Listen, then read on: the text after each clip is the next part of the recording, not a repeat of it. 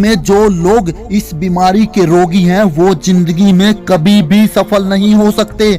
वो बीमारी है सेहत को लेकर बहानेबाजी करना, और सेहत को लेकर भी कई तरह की बहानेबाजी की जाती है। कई लोग बिना किसी बीमारी के चर्चा करते रहते हैं कि मेरी तबीयत ठीक नहीं लग रही है, मुझे कोई न कोई बीमारी हो गई है, जबकि कई लोग अपनी बीमारी का नाम लेकर उसे बड़ा चढ़ाकर बताते हैं कि उनके साथ किस तरह की गड़बड़ रहती है। बुरी सेहत को लेकर हजार बहाने बनाए जाते हैं और यह सिद्ध किया जाता है कि अपनी बीमारी के कारण ही आदमी वह नहीं कर पा रहा है जो वह करना चाहता है। अपनी बीमारी के कारण ही वह बड़ी जिम्मेदारियों का बोझ नहीं उठा पा रहा है। इसी कारण वह ज्यादा पैसा नहीं कमा पा रहा है और इसी कारण वह सफल नहीं हो पा रहा है।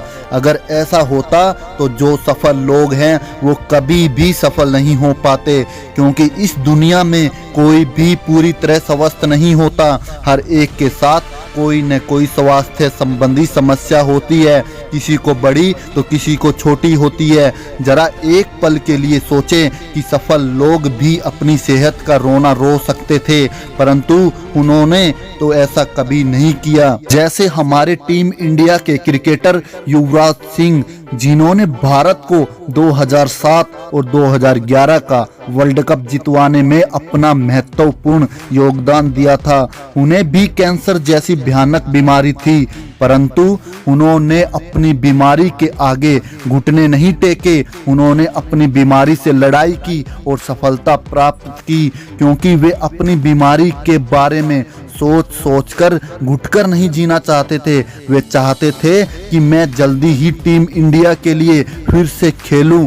उनमें हौसला था, जुनून था कि वे टीम इंडिया के लिए खेलें और देश का नाम रोशन करें। इसलिए ही वे ठीक हुए और सफलता प्राप्त की। और इसी तरह हमारे देश की बेटी अरुणिमा सिन्हा ने इतिहास रचा। माउंट एवरेस्ट की चोटी पर पहुंचने वाली दुनिया में पहली अपंग महिला है। उनके एक पैर नहीं है और फिर भी उन्होंने एक बनावटी पैर के साथ इस चोटी पर चढ़कर दुनिया को दिखाया कि कुछ भी करना असंभव नहीं। 2015 में उन्हें इसके लिए सरकार द्वारा पद्म श्री पुरस्कार से सम्मानित किया गया।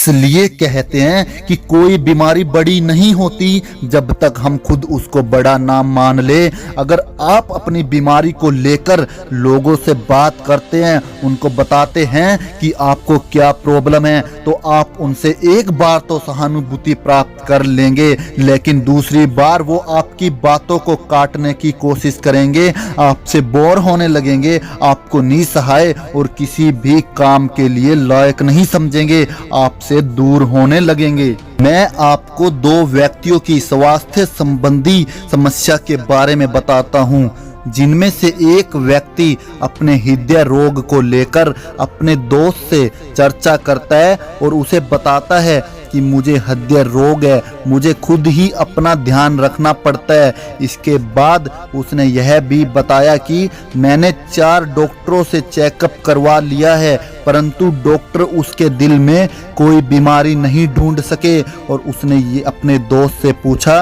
कि मुझे ऐसी स्थिति में क्या करना चाहिए। उसके दोस्त ने जवाब दिया, मुझे हृदय रोग के बारे में ज़्यादा नहीं पता, परंतु मैं यह कहना चाहूँगा कि आप किसी अच्छे डॉक्टर से चेकअप करवाएं और उसकी राय को अंतिम मान लें, क्योंकि आपने पहले ही 4 डॉक्टरों से चेकअप करवा लिया है और उन्हें आपके दिल में कोई खराबी नज़र नहीं आई, तो आपको 5वें डॉक्टर का फैसला मान लेना चाहिए।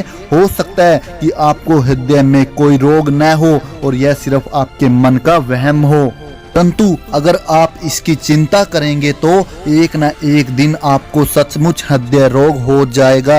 अगर आप बीमारी के बारे में सोचते रहेंगे, उसे अपने अंदर खींचते रहेंगे, उसकी चिंता करते रहेंगे, तो अक्सर आप इसकी वजह से ही बीमार पड़ जाएंगे। और दोस्तों मैं आपको एक बात और बताना चाहूँगा, अधिकतर डॉक्टरों का कहना है कि अस्पताल में जो मरीज भर्ती होते हैं उनमें से 3/4 लोगों को दरअसल कोई शारीरिक बीमारी नहीं होती है। उनकी बीमारी का असली कारण मानसिक या भावनात्मक होता है। हमारे देश के अधिकतर लोग इसलिए अस्पताल के बिस्तर पर पड़े हुए हैं क्योंकि वे अपनी भावनाओं को काबू में नहीं रख पाए।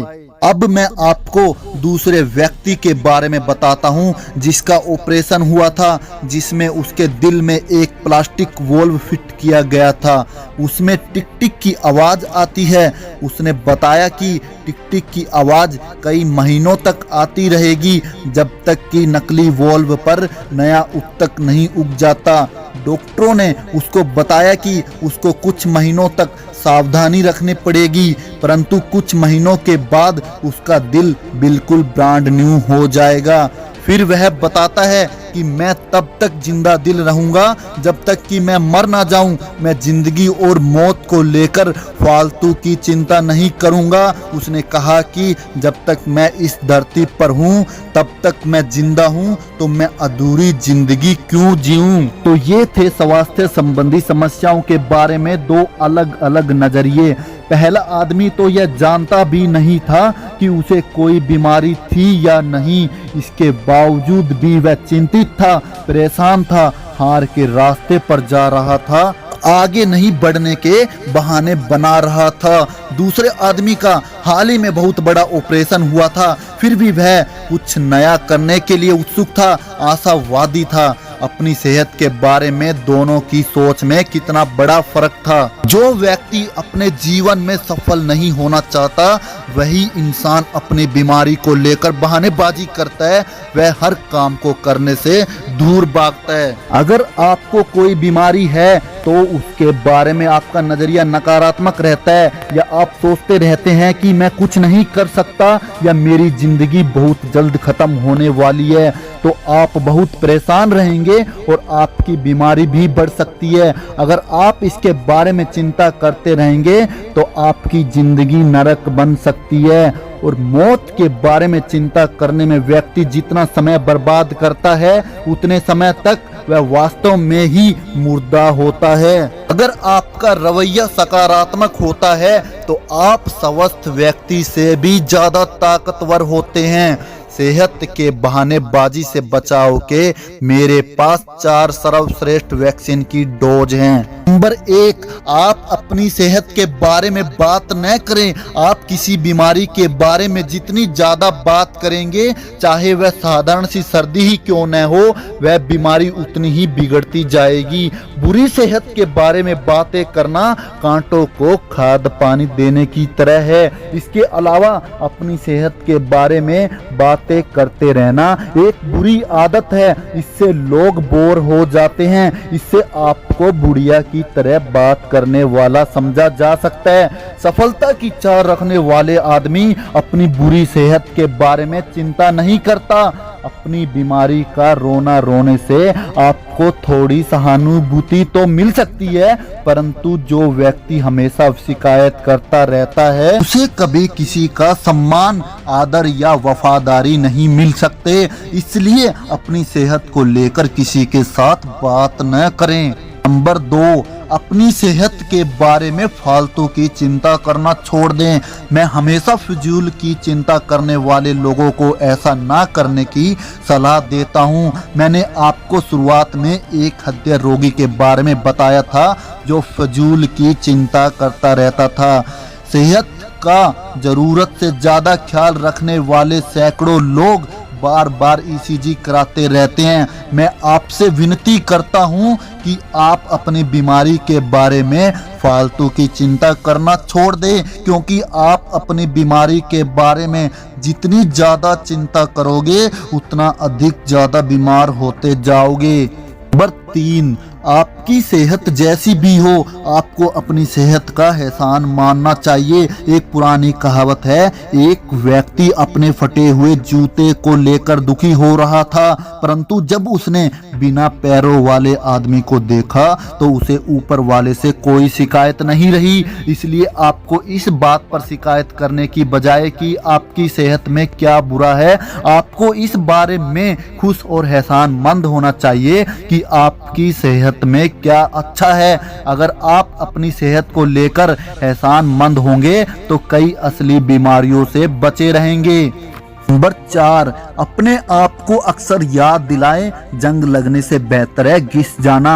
आपको जीवन मिला है आनंद लेने के लिए, इसे बर्बाद न करें। जिंदगी जीने की बजाय अगर आप चिंता करते रहेंगे तो आप जल्दी ही किसी अस्पताल में भर्ती नजर आएंगे। दोस्तों, लास्ट में यही कहना चाहूंगा, हमारी सफलता में बीमारी कोई बाधा नहीं डालती। अगर आपका इरादा सफल होने का हो तो अपनी बीमारी को लेकर बहानेबाजी करना छोड़ो, आगे बढ़ो, अपने लक्ष्य को प्राप्त करो। दुनिया को आप भी बताओ कि अपने लक्ष्य को प्राप्त करने में बीमारी कोई अड़चन नहीं लगाती। इतिहास रच के दिखाओ। अगर दोस्तों आपको जरा सा भी फर्क पड़ गया मेरी बातों से तो मेरा मकसद पूरा हो गया वीडियो बनाने का। और आप वीडियो को लाइक, चैनल को सब्सक्राइब जरूर करें ताकि आगे और ऐसी वीडियो देख सकें, और वीडियो को ज्यादा से ज्यादा शेयर करें ताकि और भी अपनी बीमारी को लेकर असफलता के रास्ते पर न जाएं। ओम शांति।